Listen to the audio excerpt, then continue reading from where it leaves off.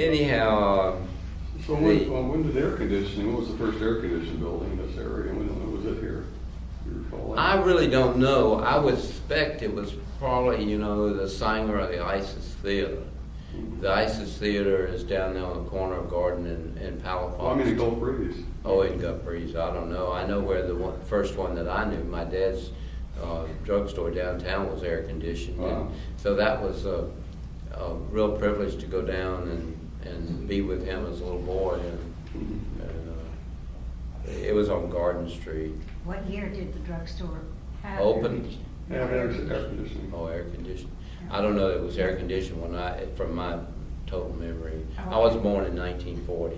Okay. And, but we didn't have air conditioning at home until, the 60s. Oh. We didn't have TV either. Everybody else had it but us, but I think it's good training. You can't have everything.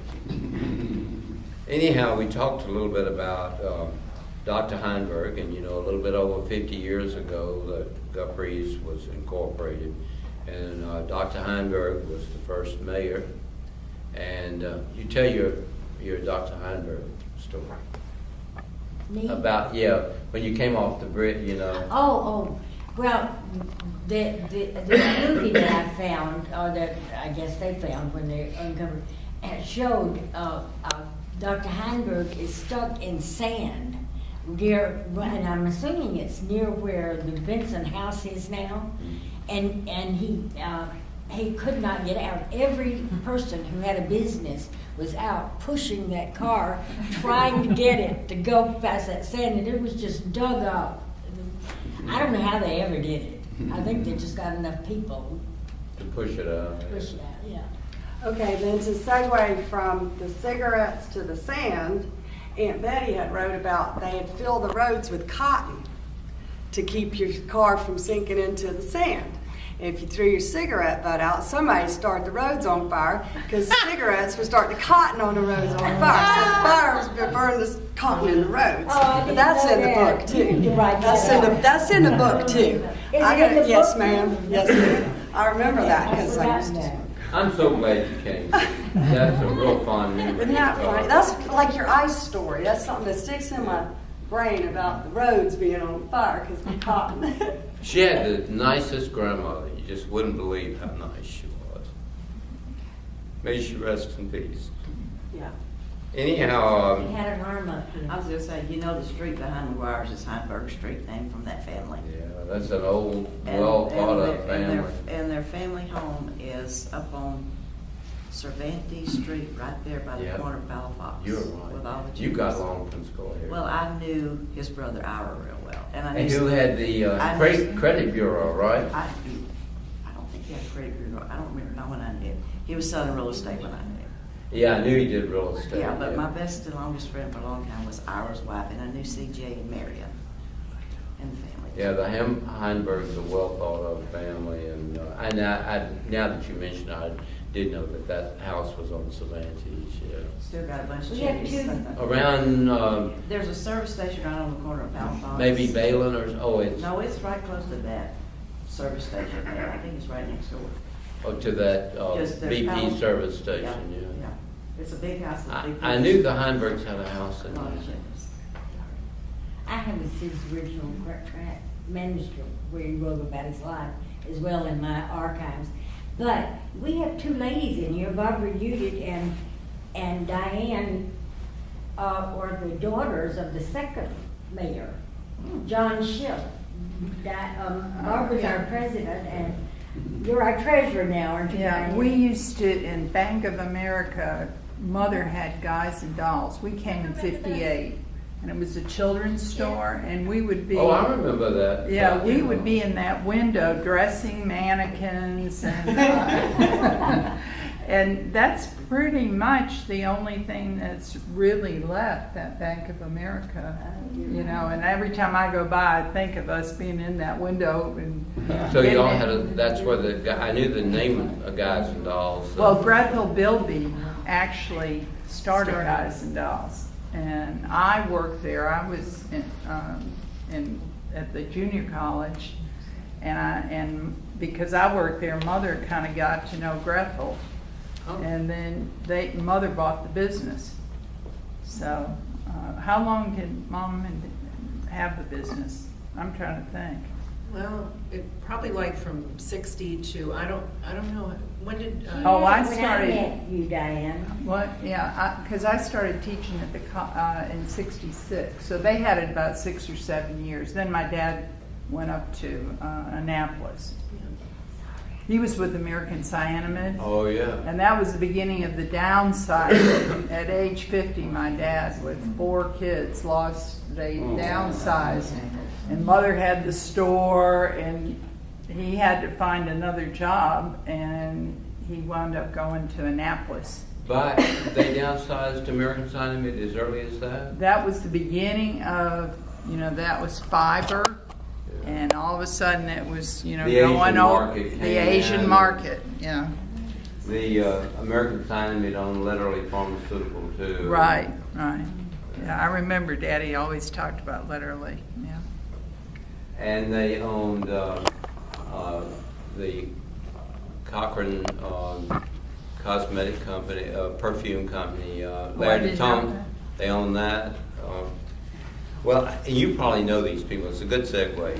Did you know the Sims? Did you know Mr. Oliver Sims, who was the city manager? At that time, I knew Mr. Bocas real well, but I didn't know. Well, this city manager, when the first city manager was Mr. Oliver Sims. He had been city manager of Pensacola, and he also, as a young engineer, had designed the scenic highway, which is the first banked highway in the state of Florida. Oh my goodness. Still, significant, historic, very pretty scenic highway. And so he was the city manager and also the engineer. And he helped on the finance. I mean, everybody was pitching in, it was a small town. And I think no talk could, be complete without particularly talking about Dr. Jordan. But Dr. Olson was the first physician, and then Dr. Jordan came from over in Huntsville, and we owe credit for having the Gulf Hospital because Dr. Jordan taught the people at Baptist Healthcare and we have to give credit to Dick Fulford too because he certainly put it off. It's got it started right, and Dick's wife and family. I wish y'all would participate. There's more. some really neat pictures at the hospitals. There's some old black and whites of people. I've and seen stuff those. too. It's really interesting. Really good.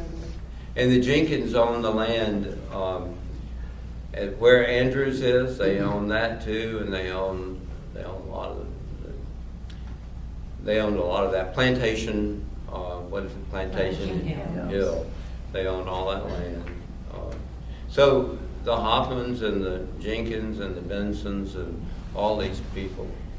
I have this memory, and tell me if it's wrong, but when I came 2 years in high school, my junior and senior year, and we spent a week here at, we called it coming to the coast. Those were wonderful. Yes. Those Anyway, summers. the thing is, I remember there being a house, a big old house in the middle of all those cottages. And There was a house there. And of course, I remember the I remember that house too. Now, whether that belonged to the Abbotts or I who, didn't. I I don't never know. knew the history of that house, and I don't remember Betty ever mentioning that in the. It doesn't ring a bell because I'm not familiar. It was a with significant house. It was a nice huge. It was a house. big old wooden frame house, and it was, what is that that grows in the trees? The Oh, moss. Spanish moss. Spanish moss would hang down all around. It was just beautiful. Yeah, Now, I there may be a definitely picture of forgot. that in that book. I'll look. I wish I had brought it, but I'll look for that. Yeah, do that because I've never heard anybody mention it, nor do I remember reading it in Betty Ann's book. And even in, I've done a lot of in-depth reading, and like Heinberg and the Hoffmans, I have one of his early books as well. And nobody ever mentions that house in the middle of that. I know there was a wooden house at Camp Big Heart, the Boy Scout camp, which is a little bit down from there. But that was built by the Army. That was on the reservation, wasn't it? Because I used to go there That as was a the boy. Army Corps of Engineers built that, I think. But it was wooden with the big Yeah, rafters. we sort of had our meetings in there. I remember that too. I'd forgotten about that. I'd forgotten about that house. Well, I always remember it, and I never hear anybody mention it, and so I began to think it was a figment of my imagination. No, it's real. It's real because it impressed me as a young boy. I always thought that it just, it was very imposing amongst all that concrete block. Yeah, they were simple cottages, but we had a great time. And that's a good segue because early on, there was much over here.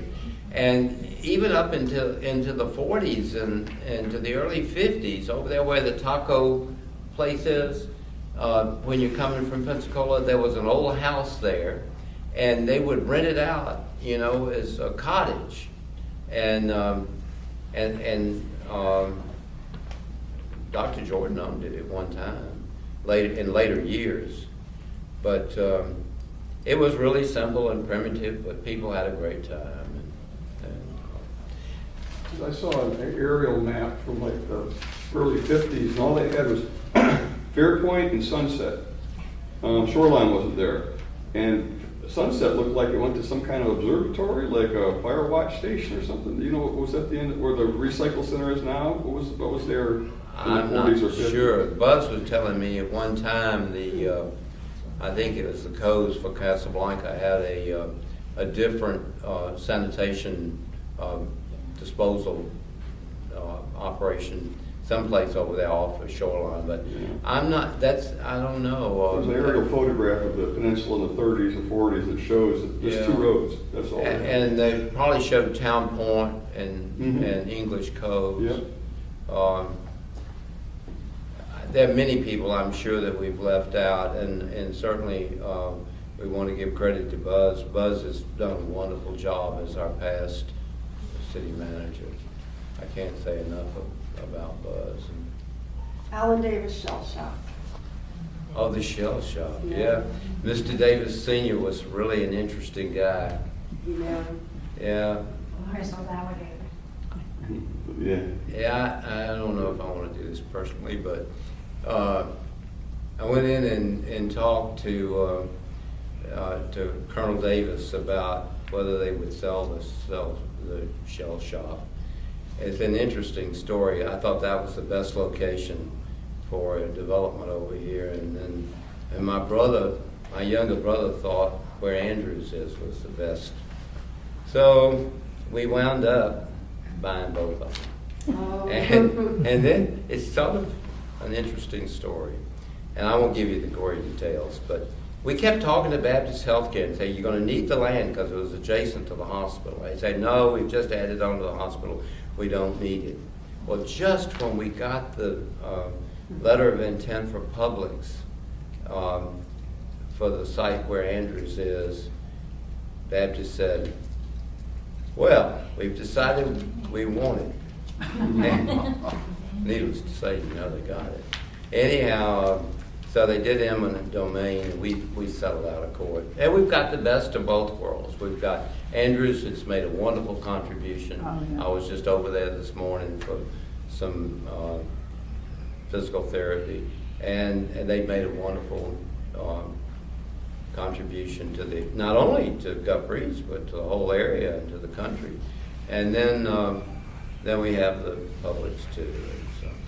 That reminds the travel agency, I think, was. Oh yeah, the travel last- agency we tried to buy that too. Yeah. They didn't want to They sell didn't like that. giving it candy And they wound sell up selling it to Baptist, Did they? ultimately. I have another question. What was in that building before the travel agency?